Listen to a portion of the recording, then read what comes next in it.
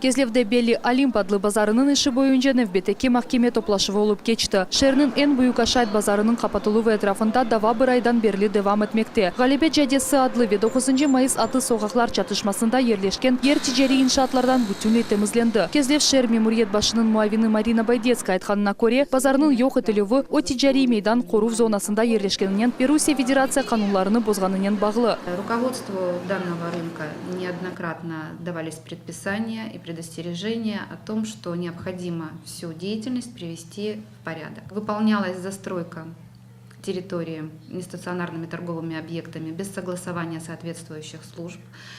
И в январе произошла авария на теплотрассе в этом районе.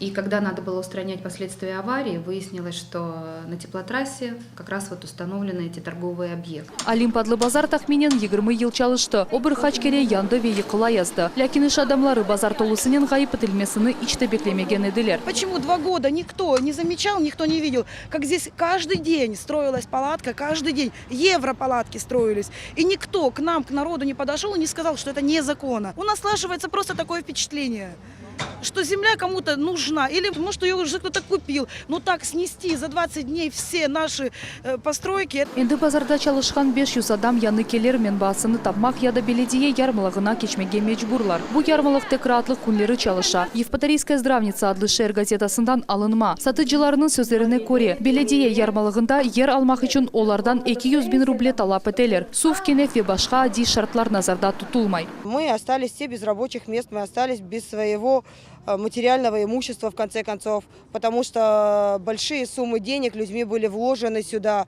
Есть среди нас есть люди, у которых дети инвалиды, тоже сидят, получаются дома, все без работы. Тижери нұқталарының сайыплері дефаларжа шерінің ве жұмхуриятының чешіт идарелеріне мүрачат еткен еділер. Нәтижесіз, кезеп сакинлерінің айтқанларына көре, Олимп базарындаки фиатлар ен уджус еді. Нам было здесь всем удобно. Рядом рынок, дома, работа.